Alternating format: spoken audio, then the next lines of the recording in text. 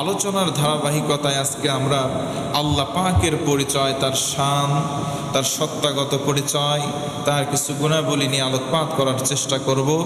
বিশেষত সূরা বাকারা থেকে আয়াতুল কুরসি বলে যেটাকে আখ্যা দেওয়া হয় সেখান থেকে। আল্লাহ রাব্বুল আলামিন আমাদের সকলকে শুনে বুঝে আমল করার তৌফিক যেন দান করেন। আমরা সকলে পড়ি আল্লাহুম্মা আমিন। আল্লাহ তাআলা বলেন, আল্লাহু লা ইলাহা ইল্লাহু।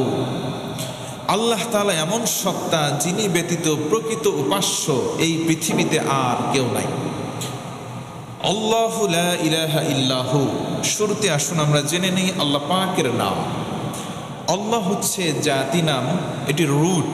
আল্লাহ পাকের মূল নাম হচ্ছে আল্লাহ। সকলে একটু উঁচু গলায় সমন্বিত কণ্ঠে সকলে বলুন তো আল্লাহর নামটা কি? আল্লাহ। আল্লাহ পাকের অসংখ্য সিফাতি নাম আছে, কতগুলো নাম আছে আল্লাহু আলাম, আল্লাহ পাকই ভালো জানেন। তবে কোরআনে কারীম এবং হাদিসে নববীর আলোকে অসংখ্য নাম আমরা পেয়েছি যার সংখ্যা এখনো নির্ণয় করা সম্ভব নয়। তবে তিরমিজি শরীফের একটি হাদিস আমরা পেয়েছি নবী করিম সাল্লাল্লাহু আলাইহি ওয়াসাল্লাম থেকে আল্লাহ পাকের মশহুর ৯৯টি নামের কথা সেখানে উল্লেখ করা আছে। মনে রাখবেন, এটি সম্পূর্ণ নয়, টোটাল নয়, বরং এটি মশহুর ৯৯টি নাম। আবু হুরায়রা থেকে বর্ণিত হাদিস, নবীজি সাল্লাল্লাহু আলাইহি ওয়াসাল্লাম ফরমায়েছেন, তিনি বলেন, কেউ যদি আল্লাহ পাকের মশহুর নামগুলো মুখস্থ করে নেয় এবং অন্তরে সেটাকে সাবেত রাখে, সবসময় দায়েম কায়েম রাখার পরে এর উপর ইস্তেকামাত আমল জারি রাখে, আল্লাহ রাব্বুল আলামিন ওই বান্দা বান্দিকে জান্নাতি বানায় দেবেন। সুবহানাল্লাহ। দেখবেন আমরা অনেকে মুরব্বী হয়ে গিয়েছি, আল্লাহ পাকের সবগুলো নাম আমাদের মুখস্থ নাই, কিন্তু ছোট ছোট মাসুম কিছু বাচ্চা মাদ্রাসায় পড়ে, নুরানিতে পড়ে, ক্লাস 2 কিংবা 3 পাশ করে ফেলেছে, হেফজখানায় শুরুতে পড়ে। দেখবেন অনেক মাদ্রাসার তালাবুল ইলম আল্লাহ পাকের এই নামগুলো একদমে বলে ফেলতে পারে। আলহামদুলিল্লাহ। আল্লাহ পাকের প্রত্যেকটা নামে আমাদের জানা এবং বোঝা উচিত, কারণ আল্লাহ পাকের কোন কোন নামের উসিলায় কি কি ফ্যাসিলিটি বা সুযোগ সুবিধা আমরা পাই, এগুলো যদি আমরা জানি, আমাদের ইমানের মাত্রা যতটুকুন আছে জানার পরে ইমানের পরিমাণ বা মাত্রা বহুগুণে বেড়ে যাবে। সুবহানাল্লাহ। আল্লাহ পাকের নামটা এমন, আল্লাহ বলতে একেবারে সহজ। আল্লাহ নাম অন্যান্য যে ধর্ম অবলম্বনকারী ভাই বোনেরা আছেন, তারা তাদের গড বা তাদের দেবতাকে ভিন্ন ভিন্ন নামে নামকরণ করে। আমাদের হিন্দু ভাইয়েরা সত্তাকে ভগবান বলে ডাকে, কেউ কেউ যিশু, আবার কেউ কেউ গড, এক একজন এক এক নামে ডাকে। তো আল্লাহ হচ্ছে আল্লাহ পাকের জাতি নাম। আল্লাহ নামটা যদি আমরা এক এক অক্ষর করে এপাশ কিংবা ওপাশ থেকে ধরি, প্রত্যেকটা অক্ষরের সঙ্গেই আল্লাহ নামের পরিচয়টা খুঁজে পাওয়া যায়। একবার বলুন আওয়াজ করে সুবহানাল্লাহ। কিন্তু অন্য ধর্ম অবলম্বনকারী ভাইদের যে সত্তাকে সম্বোধন করার শব্দ, সেই শব্দগুলো ভাঙলে, এপাশ কিংবা ওপাশ করলে কোনো অর্থবোধক শব্দ নতুন তৈরি হয় না। আল্লাহ নাম থেকে কেমন অর্থবোধক শব্দ তৈরি হয়, আসুন আমরা একটু কোরআনে কারীমের আদলে জেনে নেওয়ার চেষ্টা করি ইনশাআল্লাহ। আল্লাহ রাব্বুল আলামিনের নামটা কেমন? আল্লাহু লা ইলাহা ইল্লাহু আল হাইয়ুল কাইয়্যুম। আল্লাহ নামটা সূরার শুরুতে আছে। ওই সূরার নাম হলো সূরা ফাতিহা। আল্লাহ রাব্বুল আলামিন বলেন, আলহামদুলিল্লাহি রাব্বিল আলামিন। সমস্ত প্রশংসার মালিক আল্লাহ। পৃথিবীতে জাগতিকভাবে যদি আমরা ধরি প্রশংসা কতটুকুন হতে পারে, যদি আমরা মাপি, আমরা যদি পরিমাপ করি, প্রশংসার মাত্রা হবে 100। আল্লাহ বলেন, সমস্ত প্রশংসার মালিক দুনিয়ার কেউ নয়, এই প্রশংসা থেকে ভাগ দেওয়ার মতো দুনিয়াতে আর কেউ নাই। সমস্ত প্রশংসা যত হয় সবটুকুনের মালিক আমি আল্লাহ। সুবহানাল্লাহ। এই আল্লাহ নামটা এত মধুর। আল্লাহ নাম দিয়ে আল্লাহকে বোঝাই। আবার আল্লাহ এই শব্দের শুরুতে আলিফটা যদি আমরা আপাতত মাইনাস করি, থাকে শব্দটা লিল্লাহ। লিল্লাহি মা ফিস সামাওয়াতি ওয়াল আরদ, আসমান জমিনে যা কিছু আছে সব কিছুর মালিক হলেন আল্লাহ। জোরে আওয়াজ করে সুবহানাল্লাহ। এই লিল্লাহ শব্দটার মধ্যে যদি আমরা লাম শব্দটা আবার বাদ দেই, লাম হরফটা বা অক্ষরটা যদি বাদ দেই, থাকে লাহু। লাহু দ্বারাও আমার আল্লাহকে বোঝা যায়। আরেকবার বলুন আওয়াজ করে সুবহানাল্লাহ। লাহু মা ফিস সামাওয়াতি ওয়া মা ফিল আরদ, আসমান জমিনে যা কিছু আছে সব কিছুর মালিক হলেন আল্লাহ। ভিন্ন আয়াতে কারিমায় আল্লাহ বলেন, লাহুল হামদু ফিল উলা ওয়াল আখিরাহ ওয়া লাহুল হুকমু ওয়া ইলাইহি তুরজাউন।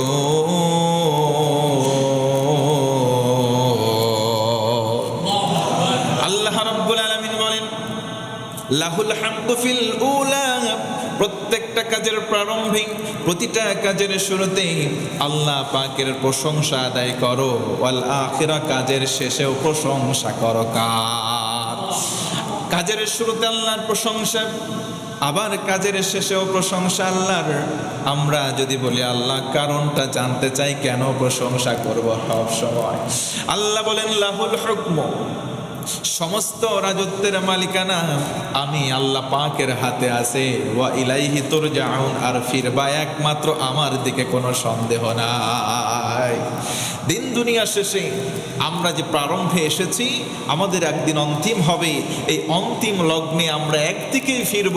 সেই ফিরে যাওয়ার রাস্তাটা হচ্ছে আল্লাহর রাস্তা। আমরা ফিরব আল্লাহর দিকে, বিন্দু পরিমাণ কোনো এই বিষয়ে সন্দেহ নাই। আল্লাহ শব্দের মধ্যে আল্লাহর পরিচয় আমরা খুঁজে পাই। আল্লাহ শব্দ দিয়ে আল্লাহকে বোঝাই, লিল্লাহ শব্দ দিয়েও আল্লাহকে বোঝা যায়, লাহু শব্দ দ্বারাও আল্লাহকে বোঝা যায়। বলুন সুবহানাল্লাহ। আমরা যদি সবগুলো হরফ কিংবা অক্ষর বাদ দেই, শেষে থাকে শুধু হু। এই হা অক্ষর দ্বারা, হা হরফ দ্বারা আমার আল্লাহকেই বোঝা যায়। ও মুসলমান, আরেকবার বলুন সুবহানাল্লাহ। ওয়াল্লাহুল খালিকুল বারিউল মুসাউবিরু লাহুল আসমাউল হুসনা। আল্লাহু আকবার। আল্লাহ শব্দটিকে যেভাবেই আমরা ভাঙি, যেই অক্ষরটাই ওখান থেকে আমরা গ্রহণ করি, সব অক্ষরগুলো দিয়ে আমার আল্লাহ পাকের পরিচয়টাই বোঝা যায়। সুবহানাল্লাহ। এই যে আয়াতুল কুরসি, এর অনেকগুলো ফজিলত রয়েছে। তার মধ্যে অন্যতম ফজিলত হচ্ছে, নবী করিম সাল্লাল্লাহু আলাইহি ওয়াসাল্লাম বলেন, প্রত্যেকটা ফরজ নামাজ যখন শেষ হয়ে যাবে, কুল্লু দুবুর, প্রত্যেকটা ফরজ নামাজের শেষে ইমাম সাহেব সালাম ফিরালেন, আসসালামু আলাইকুম ওয়া রাহমাতুল্লাহ, আসসালামু আলাইকুম ওয়া রাহমাতুল্লাহ। আপনি যদি প্রত্যেকটা নামাজের শেষেই ঠিক এইভাবে আয়াতুল কুরসি পাঠ করতে পারেন, আল্লাহর হাবিব বলেন, ওই ব্যক্তি জান্নাতে যায় না, শুধুমাত্র মরে না, ওই ব্যক্তিটা মরার সঙ্গে সঙ্গে জান্নাতি হয়ে যাবে। সুবহানাল্লাহ। প্রত্যেক যখন 5 ওয়াক্ত নামাজ আমরা নামাজ জামাতে আদায় করি অথবা মুফরাদ একাকী আদায় করি, যখনই সালাম ফিরানো হয়ে যাবে, আমরা আয়াতুল কুরসির আমলটা করব ইনশাআল্লাহ। আপনি চিন্তা করে দেখেছেন, নবীজি দুনিয়াতে থাকাকালীন সাহাবায়ে কেরামদেরকে জান্নাতের সার্টিফিকেট দিয়েছেন। কতজন সাহাবীকে? না, 10 জন মাশহুর। কতজনকে দিয়েছেন? অসংখ্য জনকে দিয়েছেন। নবীজি একদিন বসে আছেন, এক সাহাবী পেছন দিক থেকে আসছে। নবীজি বললেন, তোমরা দেখো, একজন ব্যক্তি এসে আমাদের এখানে বসবে, সেই ব্যক্তিটা জান্নাতি। সুবহানাল্লাহ। তার মানে নাম উল্লেখ করা সাহাবী, মাশহুর সাহাবী 10 জন, স্পেশাল তারা। আর স্পেশাল বাদেও অনেক নবী, অনেক সাহাবায়ে কেরামদেরকে আল্লাহর নবী সাল্লাল্লাহু আলাইহি ওয়াসাল্লাম জান্নাতি বলে আখ্যা দিয়েছেন। তারাও জান্নাতি, তারাও জান্নাতি। নবীজি বলেছেন, এই আমল যারা করবে এরাও জান্নাতি। জোরে বলুন না সুবহানাল্লাহ। তার মানে বোঝা গেল মুবাশশির বা শুভ সংবাদ শুধু 10 জনই পায়নি, বরং তারা ছিলেন স্পেশাল, তারা ছিলেন জাতির শ্রেষ্ঠ রাহবার, তারা ছিলেন সাহাবায়ে কেরামদের ভেতর থেকেও জালিলুল কদর, তাদের সম্মান পদমর্যাদা ছিল অন্যান্যদের থেকে অনেক উঁচু। একবার বলুন না সুবহানাল্লাহ। তারা জান্নাতের সার্টিফিকেট লাভ করেছেন। আমাদের জন্য জান্নাতের সার্টিফিকেট নবীজি স্বয়ং রেখে গিয়েছেন যে তোমার 5 ওয়াক্ত নামাজের খরচটা শেষ হয়ে যাবে, সঙ্গে সঙ্গে তুমি যদি আয়াতুল কুরসি একবার পাঠ করো, তুমি মরবা না, জান্নাতে যাবা না, মরলেই তুমি জান্নাতি। জোরে বলো সুবহানাল্লাহ। তাহলে এটা কি জান্নাতের সনদ নয়? একটু আওয়াজ করে বলুন, সার্টিফিকেট নয়? অবশ্যই এটা জান্নাতের সার্টিফিকেট। নবীজি শুধু সাহাবীদেরকে সার্টিফিকেট দেননি, বরং আমাদেরকেও দিয়েছেন। আরেকবার আওয়াজ করে বলতে হবে সুবহানাল্লাহ। আমরা ঝাড়ফুঁক করি, আমরা অসুস্থ হলে, বিমার হলে আমাদের কাছে অনেকে আসে। আবার যারা বিজ্ঞজন, যারা নামাজ কালাম পড়নেওয়ালা, যারা একটু বুজুর্গ টাইপের লোক, তাদের কাছেও আমরা যাই কিছু ঝাড়ফুঁক নেওয়ার জন্য। মুফাসসিরিনে কেরাম উল্লেখ করেছেন, কোরআনে কারীমের একটা উঁচু জায়গা আছে, একটা চূড়া আছে, একটা মধ্যমণি আছে, আর এই মধ্যমণির সূরার নাম হচ্ছে সূরা বাকারা। সুবহানাল্লাহ।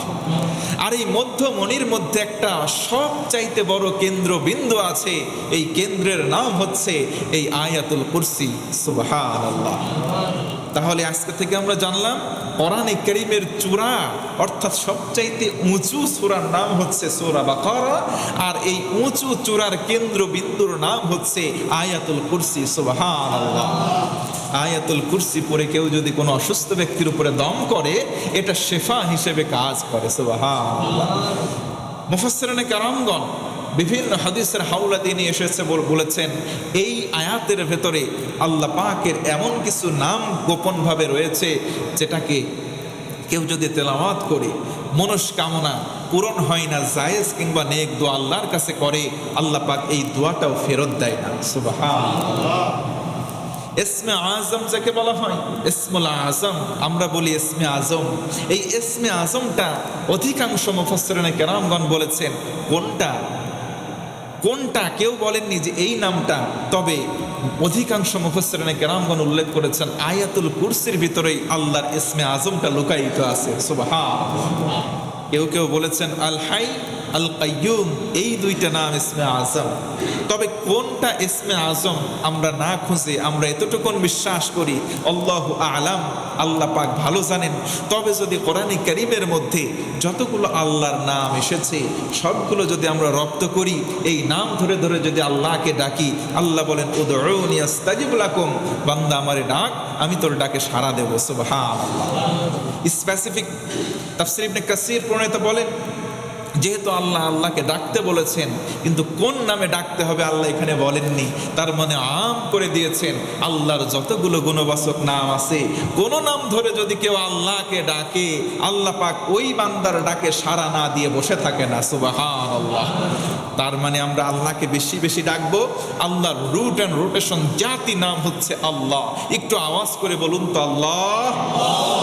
আল্লাহ পাকের সিফাতি নাম অসংখ্য, মাশহুর নাম হচ্ছে 99টি। নবীজির হাদিস তো মিথ্যা নয়, কারণ নবীর কথা তো নবীর নিজের নয়, সব কথা কার? আল্লাহ। ওয়ামা ইয়ানতিকু আনিল হাওয়া ইন হুয়া ইল্লা ওয়াহয়ুন ইউহা। আরে আমার হাবিব তো নিজের মন গড়া কোনো কথা বলেন না, আমি আল্লাহ ওহী করি যেটা নবীজি বলেন সেটা। সুবহানাল্লাহ। নবীজি বলেছেন জান্নাতের সার্টিফিকেট, আল্লাহর নামগুলা মুখস্থ করো, সাহাবাইদের বললেন। আরে সাহাবীদের সামনে নিয়ে বলেছেন এই কওলটা কিয়ামত পর্যন্ত থাকবে, তার মানে আনেওয়ালা যত উম্মত, আমরা কিয়ামত পর্যন্ত আনেওয়ালা যত উম্মত আছি, আমরাও যদি আল্লাহ পাকের সবগুলো মাশহুর নাম মুখস্থ করি, তদনুযায়ী দিলের মধ্যে জপি, আল্লাহ পাকের হাবিব বলেছেন ওই ব্যক্তি জান্নাতি, আমরাও যদি করতে পারি আমরাও জান্নাতি। আল্লাহ পাক আমাদের সকলকে জান্নাতি বলে যেন গণ্য করে, পড়ি আমিন। আরো জোরে পড়েন আল্লাহুম্মা আমিন। আল্লাহ রাব্বুল আলামিনের নাম অসংখ্য। আল্লাহ পাক বলেন আল্লাহু লা ইলাহা ইল্লাহু, আল্লাহ এমন রব, এমন সত্তা তিনি ছাড়া আর কোনো ইলাহ নেই। এখন আসুন ইলাহ এবং আল্লাহর ভিতরে একটু পার্থক্য আমরা জানার চেষ্টা করি। আপনাদেরকে কষ্ট হচ্ছে ভাই? ইলাহ হচ্ছে সত্তা, সত্তা প্রত্যেকের মধ্যেই আছে, অর্থাৎ প্রত্যেকে ইন্ডিভিজুয়াল, ব্যক্তিগত যেই নিজস্বতা, এটাকেই বলা হয় সত্তা। কিন্তু আল্লাহ তাআলা হচ্ছেন এমন ইলাহ, এই ব্যক্তি সত্তা নয়, বরং আল্লাহ হচ্ছেন এমন সত্তা যেই সত্তার ইবাদত বাদে অন্য কারো ইবাদত করা জায়েজ নাই। সুবহানাল্লাহ।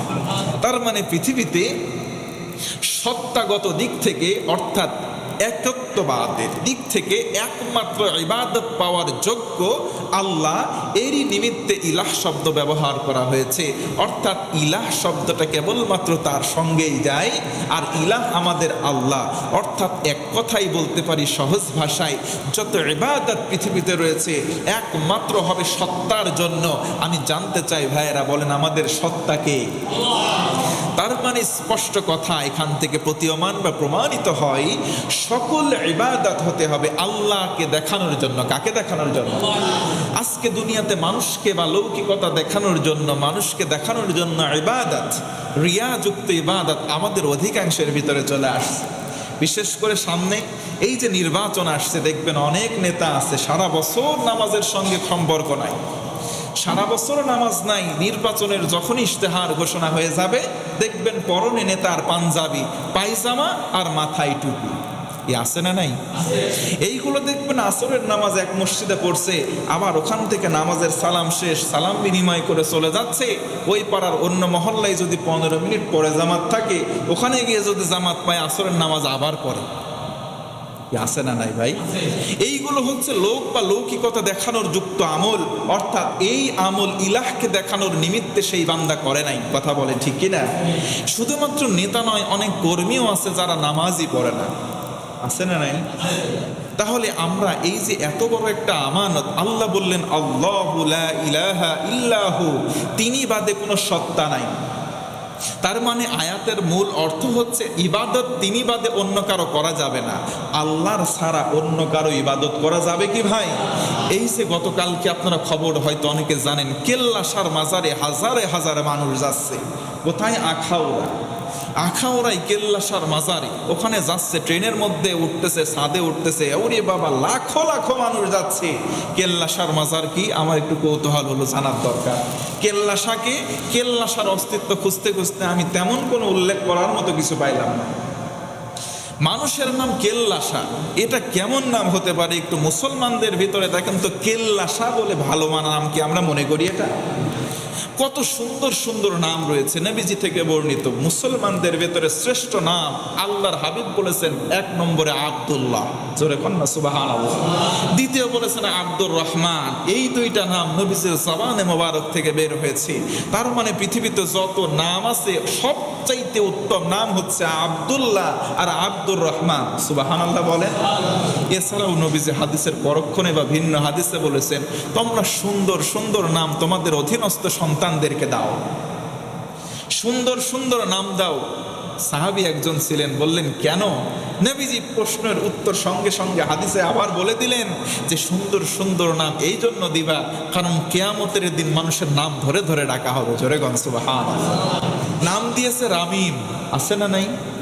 এই যে রামিম নামের মানুষ আছে না? আমার কাছে একদিন আসছে, হুজুর আমার ছেলের নাম রাখছি রামিম, অসুস্থ হয়, একটু দোয়া করে দেন। আমি কই রামিম শব্দ কই পাইলেন? নাম এটা কোত্থেকে রাখলেন? কই কোরআনে কারীম সূরা ইয়াসিনের মধ্যে আছে হুজুর। আমি সকালবেলা ফজরের নামাজ পড়তেছিলাম, নামাজ শেষে কোরআনে কারীমের সূরা ইয়াসিন তেলাওয়াত করতে করতে রামিম শব্দ পাইছি, এই জন্য নাম রেখে দিছি। আমি বললাম কেন রামিম পাইবেন কেন? ওখানে তো আবার রামিম নাই, আবু জেহেলের নাম আছে, আবু লাহাবেরও নাম আছে, আপনি তো ওইটাও রাখতে পারতেন। না রামিম ওইটা তো জানি কাফেরের নাম, কিন্তু রামিম শব্দটা তো কোরআনে আছে। বললাম শব্দ তো অনেক কিছুই আছে, সব শব্দই যদি স্বাভাবিক হইতো তাহলে মুসলমানদের জন্য কোরআনে কারিমের সব শব্দই অর্থ না জেনে নাম রাখলে উল্টা পাল্টা হইতো। তো বলতেছে কি বলেন হুজুর, রামিম শব্দের অর্থ কি? আমি বললাম এই জামানায় যদি আমার জিজ্ঞেস করতে হয় তাহলে আপনার হাতে একটা অ্যান্ড্রয়েড মোবাইল রাখছেন কেন? হুজুরে প্রশ্ন করার আগে আপনার কাছে গুগল মামা আছে, ওরে একটু জিজ্ঞেস করেন যে রামিম শব্দের অর্থ কি। তারপরে তো এখন ওই যে চ্যাট জিপিটি বের হয়েছে, প্রশ্ন মানুষকে করা লাগে না, অনেকে মানুষের চাকরিও ছাঁটাই হয়ে যাচ্ছে চ্যাট জিপিটি আসার কারণে, এআই আসার কারণে। কথা বলেন ঠিক কিনা? এই যে আর্টিফিশিয়াল ইন্টেলিজেন্ট, এইটা আসার কারণে গোটা বিশ্বে কত মানুষ অকর্মা হয়ে যাচ্ছে, কাজ ছাঁটাই হয়ে যাচ্ছে। কারণ অফিসে যখন 10 জন ইঞ্জিনিয়ার লাগতো, কম্পিউটার স্পেশালাইজড লাগতো, এখন একজনকে বসাই দিচ্ছে এআই দিয়ে সব কাজ শেষ করে ফেলতেছে। আমি সেদিকে যাচ্ছি না, লোকটাকে বললাম যে ভাই আপনি তো এভাবেও জানতে পারতেন। কয় না হুজুর, আসলেই তো আমি একটু জিজ্ঞাসা করেও তো জেনে নিতে পারতাম। তো বলেন, আমি বললাম রামিম শব্দের অর্থ হচ্ছে পচা গলা দুর্গন্ধযুক্ত ময়লা। নাউজুবিল্লাহ বলবেন না? তাহলে রামিম শব্দের অর্থে এমন মাটি যেটা দুর্গন্ধযুক্ত, ময়লা আবর্জনার স্তূপ। তাহলে একটা বালকের নাম, একটা ছেলের নাম যদি রামিম রাখা হয়, তার মানে এই রামিম মানে এই পচা গলা দুর্গন্ধ, নামের ভিতরে বদ্ধ আসছে। কথা বলতে ঠিক কিনা? নামের মধ্যে বদ্ধ আসছে, তার মানে এখন থেকে এই নামটা, নবীজি কিন্তু আদেশ, নবীজি বলেছেন তোমরা সুন্দর সুন্দর নামে তোমাদের সন্তানদের নামকরণ করো, এটা এক প্রকার আদেশ। আমরা আমাদের সন্তানদের নাম সুন্দর রাখবো তো ইনশাআল্লাহ। তাহলে এই যে কেল্লাসার মাজারে যারা যাচ্ছে, কেল্লাসার মাজারে এখন কিছুই নাই, শুধুমাত্র মাজার আছে। ওখানে দেখলাম দান বাক্স অনেকগুলো, দান বাক্সে সবাই গিয়ে টাকা দিতেছে। আমি চিন্তা করলাম এই টাকাগুলো পাবে কারা? যেই ব্যক্তি কেল্লাসার, মেনে নিলাম 1 মিনিটের জন্য আল্লাহর ওলি ছিলেন, মেনে নিলাম আল্লাহর ওলি ছিলেন, তিনি মারা গিয়েছে, তার কি কোনো কিছুর প্রয়োজন আছে আর আমাদের কাছ থেকে? আমি চিন্তা করলাম এই বাক্সগুলো এখানে কোনো প্রয়োজন নাই। আমি নিজে প্রায় 5টা মাস হসপিটালে ঘুরছি। আমি চিন্তা করে দেখলাম অনেক মুমূর্ষ রোগী আছে যাদের চিকিৎসার ভার নেওয়ার মতো সক্ষমতা নাই, অর্থাৎ চিকিৎসা পাওয়ার দরকার কিন্তু অর্থের অভাবে অনেকে চিকিৎসা পায় না। আমি চিন্তা করলাম এই টাকাই মাজারে ওই মৃত ব্যক্তির দরকার নাই, এইগুলো জীবিত ব্যক্তির দরকার, কিন্তু মানুষ দেওয়ার দরকার কোথায় আর দিচ্ছে কোথায়? কথা বলেন ঠিক কিনা? এই যে এই মানুষগুলোর ভিতরে এমন কতিপয় মানুষ আছে, আচ্ছা যে স্মোকিং বা সিগারেট খাওয়া, এটা যে স্বাস্থ্যের জন্য হানিকর বা ক্ষতিকর, আমরা কয়জন না জানি? সবাই জানি কিনা? আওয়াজ হবে না, কারণ কি? যাদের আওয়াজ বের হবে না তারা ওইটার সঙ্গে সম্পৃক্ত আছেন, বাসা থেকে টানটুন মেরে সুন্দর করে মিসওয়াক করে ব্রাশ করে নামাজ পড়তে এসেছেন। আল্লাহ পাক যেন তাদেরকে ধূমপান মুক্ত একটা জীবন দান করেন। দোয়া করে পড়েন না আমি? আমি বুঝাচ্ছি, তারা কি জানে না যে ধূমপান স্বাস্থ্যের জন্য ক্ষতিকর? জানার পরেও সে ধূমপান বাদ দিতে পারছে না। আমি বলবো স্পষ্ট ভাষায়, তার মাথায় সমস্যা আছে, মেন্টালের রোগী সে। কথা বলেন ঠিক কিনা? যেই ব্যক্তি সুস্থ মস্তিষ্কে নিজের হানিকর ক্ষতিকর কাজ নিজের উপরে অ্যাপ্লাই করতে পারে, সে স্বাভাবিক ভালো মানুষ হতে পারে না, সে পাগল। রাগ করলেন? রাগ করলেন আপনারা? তাহলে সুস্থ স্বাভাবিক মস্তিষ্কে একটা স্বাভাবিক জ্ঞানের মানুষ নিজেকে ক্ষতি করতে পারে না। আর যেই ব্যক্তি নিজেকে জেনে শুনে ক্ষতি করছে, আমি তাকে ভালো মানুষ বলবো না, সে পাগল ছাড়া কিছুই না। আপনি রাগ করেন না ভাই, 2টা পা দেন, আমি 2টা হাত প্রসারিত করে আপনার পায়ে হাত দিয়ে বলছি ধূমপান ছেড়ে দেন, এটা আপনার ক্ষতির কারণ হচ্ছে। ছেড়ে দেবো তো ইনশাআল্লাহ? তাহলে কেল্লাসার মাজার থেকে আমি এটা বুঝলাম যে যেখানে সেখানে শুধু কেল্লা, লা ইলাহা ইল্লাল্লাহর জিকির, ওই জায়গায় দেখলাম মনের পর মন শুধু গাঁজা খাচ্ছে মানুষ। আপনি হাসেন আর যাই করেন, আপনি অন্তত পক্ষে অনলাইনের যুগ, টেলিভিশনের খবর বা গণমাধ্যমে বিভিন্ন মাধ্যমে দেখতে পারবেন কেল্লাসার মাজার আছে, ওখানে মানুষগুলো যাচ্ছে ইলাহের ইবাদত নয়, বরং ওখানে বাবার ইবাদত, কবরের ইবাদত আর গাছের ইবাদতে মানুষগুলো মত্ত আছে। আমি যে কথা বোঝাচ্ছি, ইলাহ দ্বারা, আল্লাহু লা ইলাহা ইল্লাহু, এই ইলাহ দ্বারা কেবলমাত্র আল্লাহকে বোঝায়। জোরে আওয়াজ করে সুবহানাল্লাহ। তার মানে ইলাহ দ্বারা আল্লাহ উদ্দেশ্য, আর ইবাদত পাওয়ার মালিক একমাত্র আমাদের ইলাহ। ও মুসলমান ভাইয়েরা, বুঝে থাকলে এবার বলেন আমাদের ইলাহকে। তাহলে আল্লাহ বাদে কারো ইবাদত আমরা করব? আজকে অনেকে দল কেন্দ্রিক ইবাদত করে, যে আমি অমুক দলের নেতা যেটা বলেছে আমি সেটাই করব, আমি ওই দলের কর্মী। আপনার দলের নেতা যদি ভুল করে, আপনি ভুল ধরার অধিকার রাখেন। আমি আপনাদের ইমাম সাহেব, খতিব সাহেব নামাজ পড়াবো, নামাজের মধ্যে যদি আমি 1 রাকাত পরে বৈঠকে বসে যাই, আপনারা কি করবেন? পিছন থেকে লুকমা দেবেন। কি দেবেন? দিবেন কি না? আপনারা চিন্তা করবেন, না রে হুজুর কত সম্মানিত, সারা দেশ বিদেশে ঘুরে বেড়ায়, না এক রাকাত করে বসে আছে আমরা ভুল ধরবো না, থাক আজকের মতো এক রাকাতই করি, এমনটা কি হবে? তার মানে আমি আপনাদের যতই মহাব্বতের হই, যতই পেয়ারা হই, যতই ভালোবাসার হই, যতই কাছের হই, এক রাকাত দুই রাকাতের নামাজ এক রাকাত করে বসে পড়লে যেমন আপনারা লুকমা দিয়ে দাঁড় করাবেন, তেমনিভাবে এখান থেকে শিক্ষা নেন, মসজিদের ইমাম সাহেবকে যদি ছাড় না দেই তাহলে সমাজের নেতাকে কেমনে ছাড় দেব? কথা বলেন ঠিক কি না? তাহলে মসজিদের ইমামকে যদি আমরা একটুখানি ছাড় না দেই, সমাজের নেতাগুলোকে আমরা ছাড় দেব না। তুমি বেটা নামাজ পড়বা না, তোমাকে আমরা ভোটও দেব না। তুমি মাদকের সঙ্গে সম্পৃক্ত, তোমাকে আমরা নির্বাচনে ভোটই দেব না।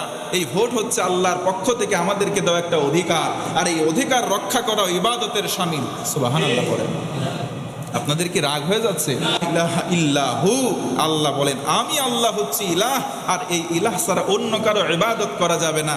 আর এই ইলাহের ব্যাখ্যায় সূরা ফাতিহার প্রথম আয়াত আলহামদুলিল্লাহি রাব্বিল আলামিন, সমস্ত সার্বিক প্রশংসার মালিক তাহলে পৃথিবীতে আমরা কাউকে বলবো না অমুক নেতার চরিত্র ফুলের চাইতে পবিত্র, এটা বললেও গুনাহ হওয়ার সম্ভাবনা আছে। যেই চেয়ারম্যান আমাদেরকে চারিত্রিক সনদ দিয়ে থাকে, ওই চেয়ারম্যানে ভালো করে খোঁজ দিবেন, সার্চ করবেন, প্রয়োজনে জুম ইন করে তার ক্যারেক্টার দেখবেন, তার ক্যারেক্টারের ভিতরে কও নাই। কি কথা বলেন না কেন? অনেক চেয়ারম্যান মদের বার দিয়ে বসে আছে, বিভিন্ন জায়গায় গিয়ে মেয়ে নিয়ে ফষ্টি নষ্টি করে। অর্থাৎ যারা ক্যারেক্টার ওয়ালা হবে তারাই ক্যারেক্টারের সার্টিফিকেট দিতে পারে।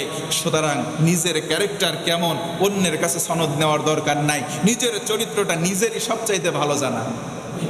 আসুন আল্লাহ পাকের ইবাদত করি, এছাড়া আমাদের কোনো উপায় নাই। আল্লাহু লা ইলাহা ইল্লাহু, আল্লাহ ছাড়া অন্য কাউকে উপাস্য রূপে মানব না, অন্য কারো ইবাদতে মত্ত হওয়ার সুযোগ তো আছে। আল্লাহ পাক আমাদের সঠিক বুঝ দান করুন, পরে আমিন। আল্লাহ বলেন আল হাইয়ুল কাইয়্যুম, আল হাইয়ুল কাইয়্যুম, তিনি হচ্ছেন জীবিত স্থায়ী, তিনি হচ্ছেন কাইয়্যুম, স্টিল আছেন, তিনি চিরঞ্জীব, তিনি চিরস্থায়ী, অর্থাৎ তিনি মরবেন না, জন্ম উজার নাই, মৃত্যু উজার নাই। তিনি কে? সেটার আরবি ভার্সন হচ্ছে আল হাই, তিনি চিরঞ্জীব। আল কাইয়্যুম, তিনি ইস্তিকামাত, ছিলেন, আছেন, থাকবেন, তিনি নিঃশেষ হবেন না। কথা বলেন ঠিক কি না? পৃথিবীতে কত বড় বড় স্বৈর শাসকের উদাহরণ আমরা দেখেছি, ফেরাউন, নমরুদ, কত বড় বড় স্বৈর শাসক পৃথিবীর অনেকগুলো দেশেও আগমন করেছিল। তারা বলেছিল আমরা এত সাল পর্যন্ত টিকে থাকবো, কিন্তু তাদের অস্তিত্ব আজ হোক কাল হোক বিলীন হয়ে গেছে, যাচ্ছে, ভবিষ্যতেও যাবে, কোনো সন্দেহ। কারণ আল্লাহ হচ্ছেন আল হাই আল কাইয়্যুম, তিনি একমাত্র চিরস্থায়ী, চিরঞ্জীব। পৃথিবীতে কোন স্বৈর শাসক চিরস্থায়ী হতে পারবে না।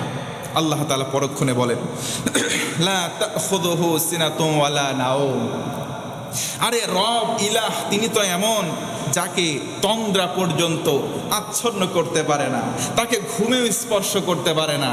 ঘুমের আগে যে তন্দ্রার উদ্রেক হয়, এই তন্দ্রা মানে ঝিমুনিটাও তাকে স্পর্শ করে না। সুবহানাল্লাহ পড়বেন না? এই কথার পরে মুসা কালিমুল্লাহ আলাইহিস সালাতু ওয়াস সালাম ওই যে তুরে সাইনাই আল্লাহর কাছে বললেন, আল্লাহ এটা তো আমার বোধগম্য হয় না, তুমি ঘুমাও না, না ঘুমায় থাকো কেমনে, আমার এটা বুঝে আসে না। সুবহানাল্লাহ পড়বেন না? তুমি না ঘুমিয়ে কেমন করে থাকো, এটা আমার বোধগম্য হয় না। আল্লাহ বললেন মুসা তুমি বুঝবা না। না আল্লাহ আমার একটু বুঝাই দিলেই তো আমি বুঝবো। সুবহানাল্লাহ করেন না? এই কারণে তার নাম মুসা কালিমুল্লাহ, আল্লাহর সঙ্গে কনভারসেশন করেছেন, কথোপকথন করেছেন, এই যে কারণে তাকে মুসা কালিমুল্লাহ বলা হয়। আল্লাহ বললেন তাহলে একটু বোঝানো দরকার, নাসর বান্দা মুসা তুমি ধরছো যখন, একটু বুঝাই। পাত্রের মধ্যে পানি দিয়েছি, গ্লাসের মধ্যে, মুসা তুমি গ্লাসটা ধরো। মুসা আলাইহিস সালাম গ্লাস ধরেছেন। ঘুমকে আল্লাহ অর্ডার করেছেন, ঘুম তুমি মুসারে ধরো। সুবহানাল্লাহ। মুসা তুমি গ্লাসটা ধরো, আরে ঘুম তুই মুসারে ধর। তন্দ্রার উদ্রেক হয়েছে, সঙ্গে সঙ্গে গ্লাসটা পড়ে গিয়ে ওই পাথরের সঙ্গে খান খান হয়ে গিয়েছে। আল্লাহু আকবার। মুসা আলাইহিস সালাতু ওয়াস সালাম জ্ঞান ফিরে এসে আল্লাহকে কোনো প্রশ্ন না করে সিজদায় লুটিয়ে পড়েছেন। সিজদা থেকে বলতেছেন আল্লাহ আমার উত্তর আমি পেয়ে গিয়েছি। আল্লাহু আকবার। তুমি তো আল্লাহ, তুমি আল হাই, তুমি আল কাইয়্যুম, তুমি যদি ঘুমাতে এই পৃথিবীটাই ধ্বংস হয়ে যেত। চিন্তা করেছেন লা তাখুযুহু সিনাতুন ওয়ালা নাওম, আল্লাহকে ঘুমেও পাই না, তন্দ্রাও পায় না। আল্লাহু আকবার। আর আজকে আমাদের তো ঘুমে পাইলে ফজর কোন দিক দিয়ে যায় আমরা টেরই পাই না। কি আছে না নাই? ফজরের নামাজ কোন দিক দিয়ে চলে যায় আমরা টেরই পাই না। বলেন হুজুর আমাদের তো ঘুমাইতে ঘুমাইতে 12টা 1টা বাজে, কেন 12টা 1টা বাজবে? আল্লাহর হাবিব সাল্লাল্লাহু আলাইহি ওয়াসাল্লাম বলেছেন এশার নামাজটা পড়ে যত দ্রুত সম্ভব তোমরা ঘুমিয়ে যাও।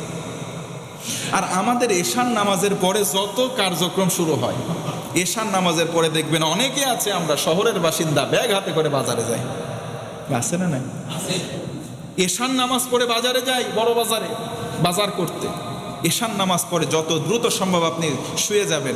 সকালবেলা ঘুম ভাঙে না, 8টার আগে কারোর ঘুমই ভাঙে না।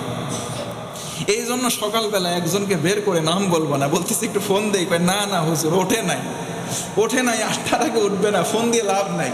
জোরে কোন সুবহানাল্লাহ, সুবহানাল্লাহ। এই জায়গায় হলে নাউজুবিল্লাহ কোথায় হবে? ছোট্ট বাচ্চা শুয়ে আছে, 8 বছর 10 বছর 7 বছর, ডাকে না, ফজরের সময় ডাকে না, অভ্যাস করে না। যদি প্রশ্ন করেন কেন ডাকো, ছোট্ট ছেলে কাঁচা ঘুম, কেমনে ডাকি, ডাকলে যদি ওর শরীরে হানি হয়। ডাক্তার বলছে ঘুমন্ত বাচ্চারা ডাকতে হয় না। আমি বললাম আচ্ছা ঠিক আছে, সমস্যা নাই। ফজরের ওয়াক্তে আপনি ডাকলেন না, শীত অথবা গরম অথবা কাঁচা ঘুম ভেঙে যাবে এর নিমিত্তে। আচ্ছা আপনি একটু সময়ের জন্য ধরুন আপনার ঘরে আগুন লাগছে, ঘরে আগুন দাউ দাউ করে লেগে গেছে, আপনি সজাগ হয়েছেন, আপনি চিন্তা করলেন না রে ডাক্তার বলছে ঘুমের মধ্যে ডাকা যাবে না, এই কাঁচা ঘুম, তাহলে আপনি ডাইকেন না, থাক। কেউ রাখবে? রাখবে? আরে পাগল, বিবেকবান মানুষ যদি আমরা হইতাম, দুনিয়ার আগুন তো কি, দুনিয়ার আগুনে পুড়ে বাচ্চাটা ঘুমন্ত অবস্থায় মারা যাবে, এই ভয়ে বাচ্চাটাকে ওখান থেকে জোর করে টেনে নিয়ে আসলাম, এদিকে আয় বাচ্চা, ডেকে বের করলাম, আর জাহান্নামের আগুন থেকে বাঁচানোর জন্য তাকে কোনো প্র্যাকটিসই দিচ্ছি না। তাহলে মুসলমান আমরা কপাল পরা হতভাগা ছাড়া কিছুই না। আল্লাহ আমাদের সঠিক বুঝদাম করেন, আমিন। ফজরের নামাজ যে ব্যক্তি পড়তে পারলো না সেজন্য কপাল পুরো হতভাগা হয়ে গেল। ফজরের নামাজ আদায় করে দেখুন, ফজরের নামাজ আপনাকে সাবলীল স্বাচ্ছন্দ্য এনে দেবে। সারা দিনের কাজের স্পিড আপনি ফজরের নামাজ থেকে পাবেন। সুবহানাল্লাহ। 2টা আমল নবীজি থেকে, কেউ যদি ফজর এবং মাগরিব এই দুই নামাজের পর যখন আয়াতুল কুরসি পাঠ করবে, আয়াতুল কুরসি যখন সকালবেলা ফজরের ওয়াক্তে ফজর নামাজ শেষে একবার পাঠ করবে, নবীজি থেকে বর্ণিত, আবু হুরায়রা থেকে বর্ণিত এই হাদিসটি, সারাটা দিন সকল প্রকার অনিষ্টতা থেকে আল্লাহ রাব্বুল আলামিন ওই বান্দা বান্দিকে হেফাজতে রাখবেন। আর যদি ওই ব্যক্তিটা সন্ধ্যাবেলা মাগরিবের নামাজ আনতে আরেকবার এই আয়াতুল কুরসিটা পাঠ করে নেয়, সারা রাত্রিবেলা অর্থাৎ ফজর পর্যন্ত যে কোনো প্রকার অনিষ্টতা থেকে আল্লাহ নিজে তাকে মাহফুজ রাখবেন, সংরক্ষণ করবেন। সুবহানাল্লাহ। তাহলে আয়াতুল কুরসির মর্যাদা কত বেশি! আল্লাহর হাবিব সাল্লাল্লাহু আলাইহি ওয়াসাল্লাম থেকে আমরা হাউল পেয়েছি। এটা হচ্ছে কোরআনে কারিমের সবচেয়ে চূড়া। এই সূরার নাম হচ্ছে বাকারা, আর ওই বাকারার চূড়া, এই সূরার কেন্দ্রবিন্দুর নাম হচ্ছে আয়াতুল কুরসি। আওয়াজ করে বলুন সুবহানাল্লাহ। তাহলে আমরা আজকে থেকে অন্তত পক্ষে এই আয়াতুল কুরসি একটু হৃদয়ঙ্গম করার চেষ্টা করব। যাদের মুখস্থ আছে আলহামদুলিল্লাহ, মুখস্থ আছে না অনেকের আছে মাশাআল্লাহ, আর যাদের নাই মুখস্থ আজকে থেকে করে নেন, কারণ জান্নাতে যাওয়ার সার্টিফিকেট হচ্ছে এই আয়াতটা। এই আয়াতটা হচ্ছে জান্নাতে যাওয়ার সার্টিফিকেট। 5 ওয়াক্ত নামাজ পড়ে সালাম ফেরানোর পরে আয়াতুল কুরসি পড়তে হবে একবার। কয়বার? নবীজি বলেন এই ব্যক্তিটা জান্নাতি, ও ব্যক্তি মরে না এজন্য জান্নাতে যেতে পারে না। তার মানে জান্নাত আর দুনিয়ার মধ্যে তার বাধার দেওয়াল হচ্ছে শুধুমাত্র মৌত। তার মানে এই আমলটা আমরা বেশি বেশি করার চেষ্টা করবো ইনশাআল্লাহ। যাদের মুখস্থ নেই আমি করজোরে মিনতি করি আমরা দ্রুত সময়ের মধ্যে এই আয়াতুল কুরসিটা মুখস্থ করে নেব ইনশাআল্লাহ। পড়েন। আল্লাহ তাআলা বলেন ওয়াল্লাযীনা জাহাদু ফীনা লানাহদিয়ান্নাহুম সুবুলানা, যারা আমি আল্লাহর রাস্তায় চেষ্টা করে মুজাহাদা করে ওই কঠিন কাজটা আমি আল্লাহ তার জন্য সহজ করে দেই। সুবহানাল্লাহ। তাহলে যাদের মুখস্থ নাই চিন্তা করতে পারেন অনেক কঠিন, হুজুর আমার আরবিটা মুখে আসে না। আপনি চেষ্টা শুরু করে দেখেন, আল্লাহ ওয়াদা করেছেন সহজ করে দেবেন। সুবহানাল্লাহ। বলবেন না আল্লাহর ওয়াদা মিথ্যা হয়? ওয়াদাল্লাহি হাক্কুন, আল্লাহ বলেন আমি আল্লাহর ওয়াদা সত্য। ভিন্ন আয়াতে বলেন ইন্নাল্লাহা লা ইউখলিফুল মিআদ, আমি আল্লাহর ওয়াদা কখনো ভঙ্গ হয় না। সুবহানাল্লাহ। আপনি একটু চেষ্টা করে দেখেন, হাদিসের মধ্যে এসেছে কেউ যদি আল্লাহর রহমতের দিকে ভিখারি হয়ে 1 কদম আগায়, কমপক্ষে 3 থেকে 10 কদম আমার আল্লাহর রহমত তার দিকে দৌড়ে এগিয়ে আসে। সুবহানাল্লাহ। তাহলে আপনি আল্লাহর দিকে কেন আগাবেন না? কেন বসে থাকবেন? আল্লাহর দিকে ভিখারি হন, ইলাহ হিসেবে আল্লাহকে মানেন। সেদিকে আপনি যদি একটু ধাবিত হন, আল্লাহর রহমত আপনার দিকে ধাবিত হবে। আয়াতুল কুরসি আমরা কেউ বাদ রাখবো না, সবাই মুখস্থ করব ইনশা আল্লাহ। পাকের কাছে দোয়া করছে, আল্লাহ এই আয়াতুল কুরসিটা মুখস্থ করো, তো বাস্তব জীবনে আমল করার তৌফিক আমাদের সকলকে দান করো, করিয়া আমিন। আল্লাহ তাআলা বলেন, আল্লাহু লা ইলাহা ইল্লাহু, ইলাহ হিসেবে কেবলমাত্র শুধুমাত্র এক আল্লাহর ইবাদত করবা, কারণ ইলাহ আল্লাহ ছাড়া আর কেউ নয়। তিনি চিরস্থায়ী, চিরঞ্জীব, তাকে ঘুমও ধরে না, তন্দ্রাও স্পর্শ করে না। সুবহানাল্লাহ। লাহু মা ফিস সামাওয়াতি ওয়া মা ফিল আরদ, আসমান জমিনে যা আছে সব কিছুর মালিক আল্লাহ। সন্দেহ আছে নাকি? তো জমি আপনার নামে, আমার নামে দলিল আছে, আল্লাহর সব কিছু হবে কেন হুজুর? ওইটুকু তো আমার নামে। আল্লাহ বলেন, লাহু মা ফিস সামাওয়াতি ওয়া মা ফিল আরদ, সব কিছু যা দেখা যায়, যা দেখা যায় না, আসমান জমিনের সব কিছুর মালিক কে? আমার মালিক কে? আপনার মালিক? আর বাড়িতে যারা আছে তাদের মালিক? সবার মালিক কে? অতএব আসুন, সেই আল্লাহ পাক যদি ইচ্ছা করতেন যে আমার মুসলমান বান্দা, ইমানদার বান্দাদেরকে অক্সিজেন দেব, আর কুফফার যারা কাফের বেঈমান তাদেরকে অক্সিজেন দেব না, ইচ্ছা করলে পারতেন না?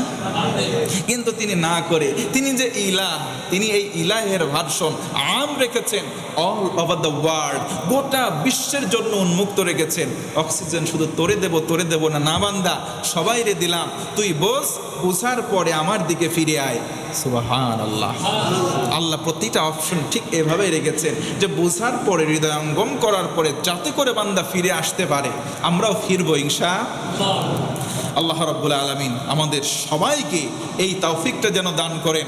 আমরা দুনিয়ায় কোথাও নয়, দুনিয়ায় কোনো কিছু আমার নয়, সব কিছুর মালিক তার।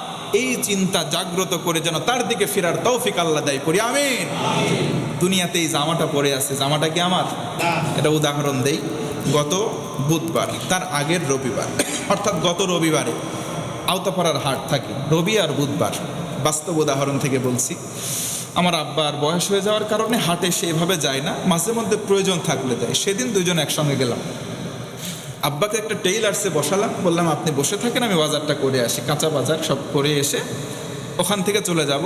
দুইজন পাশাপাশি বসে আছে, আমার আব্বা আর তার একটা বন্ধু। সেই বন্ধুটা চাকরি করতো স্কুলে, আর আব্বা চাকরি করতো মাদ্রাসায়, দুইজনই রিটায়ার্ড পারসন। বন্ধু দুইজন বসে গল্প করতেছে। আমি বাজার করে আসছি, বলেছি চলেন আব্বা যাই বাড়ির দিকে। তো দেখিয়ে বললো এটাই ছেলে। সালাম কালাম দিলাম, মুসাফা করলাম, বিদায় নিলাম। দেখলাম উনি একটা পাঞ্জাবির মাপ দিলেন পাঞ্জাবি বানানোর জন্য, টেইলার্স। ওখান থেকে চলে আসছি। আসার পরের দিন সোমবার আব্বা বলতেছে, জানো ওই যে বসে গল্প করলাম, তুমি সালাম দিলা, উনি না সকালবেলা ইন্তেকাল করছে। ইন্না লিল্লাহি ওয়া ইন্না ইলাইহি। কিভাবে ইন্তেকাল করছে খোঁজ পাইলাম, বাড়ির সাথেই ছিল রাস্তাতে বের হয়েছে। কয়েকটা যুবক বেপরোয়া গতিতে বাইক ড্রাইভ করে যাচ্ছিল, আঘাত খেয়ে ওখানেই পড়ে গিয়েছে, হসপিটালে আসার পথে ইন্তেকাল করেছে। আমি তখন ওই টেইলার্সের কাছে গিয়ে এই বুধবারে জিজ্ঞেস করলাম, উনি কী জন্য এসেছিলেন? বলে পাঞ্জাবির মাপও দিয়ে গেছে, কাপড় বাসায় রয়েছে, নিয়ে আসবে সোমবারে, কিন্তু আনতে পারে নাই। আমি মনে মনে চিন্তা করলাম, আহারে, দুনিয়ায় আমার পাঞ্জাবি আমি মাপ দিয়েছি, আমার কাছে কাপড় আছে, এই কাপড়ের মাপ দিয়ে পাঞ্জাবি পরার আগে যে অন্য দোকানে আমার কাফনের কাপড় এসে গেছে, এটা আমি টেরও পাইনি। কথা বলেন ঠিক কি না? দুনিয়ায় আমার বলে কিচ্ছু নাই। এই মুহূর্তে আমি যদি মারা যাই, টুপিটা খুলে নেবেন, জুব্বাটা খুলে নেবেন, ভেতরে গেঞ্জি আছে, পায়জামা যা কিছু আছে খুলে নেবেন, হাতে গড়ি আংটি যা আছে সব কিছু খুলে নিই, কম দামি কাপড় দিয়ে আমাকে আপনাকে মুড়ানো হবে চকলেটের মতো। তার মানে বোঝা গেল দুনিয়ার কোনো কিছুই আমার। তাহলে অবৈধভাবে যারা পাহাড় গড়ে ফেলেছেন, অবৈধভাবে হারাম খেয়ে একটু হারাম আপনি খেয়ে যদি চিন্তা করেন এটাতে আমরা আরাম পাবো, অসম্ভব ব্যাপার। কারণ হারামের মধ্যে কশ্চিনকালেও আরাম থাকতে পারে না। আপনি 1 টাকা হারাম খাবেন, ওতে আপনার 10 থেকে 100 গুণ আপনার হারাম এই খাওয়ার কারণে আরামটাকে আল্লাহ পাক হারাম করে দেবেন আপনার জন্য। আপনার দেখবেন অসুস্থতা যাবে না। অনেক মানুষ আছে গরুর গোশত পাই না, অনেক মানুষ হাতের কাছে আছে, মাগার ডাক্তার নিষেধ করছে সে খাই না। তার মানে বোঝা গেল যে আল্লাহ পাকের কাছে হালালের মূল্যায়ন অনেক বেশি, হারামের কোনো মূল্যায়ন নাই। অতএব আসুন, দুনিয়াতে আমার আমার বলে কিচ্ছু নাই, সব কিছুর মালিক অতএব আসুন আমরা এই টেন্ডেন্সিটা লালন করি। আমাদেরকে দেখলে মনে হয় আমরা দুনিয়াতে এসেছি আর যাবার কোনো আমাদের ধান্দা নাই। দুনিয়াতে চলে তাকাব্বুরি করে, অহংকার করি, এমনভাবে আমরা চলি। এই যে আল্লাহ পাক বললেন লাহু মা ফিস সামাওয়াতি ওয়া মা ফিল আরদ, ওরে আল্লাহ সব কিছু আমি আল্লাহর। আল্লাহ যেন বোঝাতে যাচ্ছেন গোলাম তুই এমনভাবে চলিস যেন দুনিয়ার সব কিছু তুই কিনে নিয়েছিস। অথচ হাদিস নববীতে এসেছে মানুষ এত অহংকারী হোক না কেন, ওর অহংকারের ফলে মাটিতে কোনোদিন ফাটল ধরবে না। ধরবে ধরবে ধরবে আপনি যতই ঐশ্বর্য আলা হন, রাস্তা দিয়ে যখন হেঁটে যাবেন আপনার পদ ধুলিতে পায়ের আঘাতে কোশ্চিন কালেও মাটি ফেটে দুই ভাগ হবে না। তার মানে আপনি কিসের অহংকারওয়ালা? আপনার যদি ঐশ্বর্য প্রভাব প্রতিপত্তির ফলে আপনি মাটিকে দুই অর্ধেক করতে না পারেন, আপনার এই প্রভাবের মূল্য আছে? মূল্য নাই। অতএব দুনিয়াতে আমার আমার বলে আমার কিছুই নাই। এই মুহূর্তে মারা যাব, সব কিছু খুলে নেবে, আমাকে শূন্য হাতে কবরস্থ করা হবে, কোনো সন্দেহ? আসুন না ভাই, দুনিয়ামুখী না হই, একটু আখেরাতমুখী হই। কারণ আল্লাহ বললেন আল্লাহু লা ইলাহা ইল্লাহু, দুনিয়াতে আসো আল্লাহমুখী হওয়ার প্রথম কন্ডিশন ইলাহ হিসেবে মানো কাকে? ইলাহ হিসেবে মানার অর্থ সরল ভাষায় বলি, সমস্ত ইবাদত করব আল্লাহর জন্য। কার জন্য? লৌকিকতা আনবো না, মানুষকে দেখানোর জন্য আমরা কোনো কিছু করব না, সব কিছু আল্লাহ দেখানোর জন্য করব।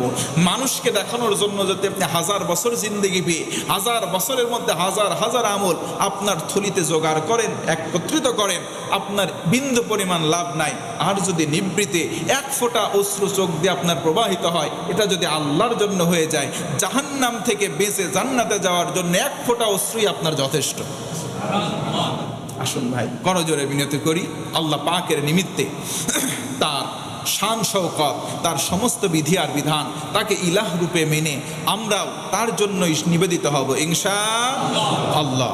পরবর্তী আয়াত থেকে আমরা আগামী দিনে আলোকপাত করার চেষ্টা করব ইনশাআল্লাহ। আসুন আমরা যে কালেকশনটা করি, এই মুহূর্তে আমরা কালেকশনটা করে ফেলি। আপনারা ওই পাশ থেকে দিয়ে শুরু করেন, মানে কালেকশনটা আগে শুরু হয়ে যাক ইনশাআল্লাহ। কষ্ট পাচ্ছেন আপনারা? তাহলে এই 2 মিনিটে কালেকশনটা শেষ করে আমরা শেষ করবো ইনশাআল্লাহ। বারাকাল্লাহু লানা ওয়া লাকুম।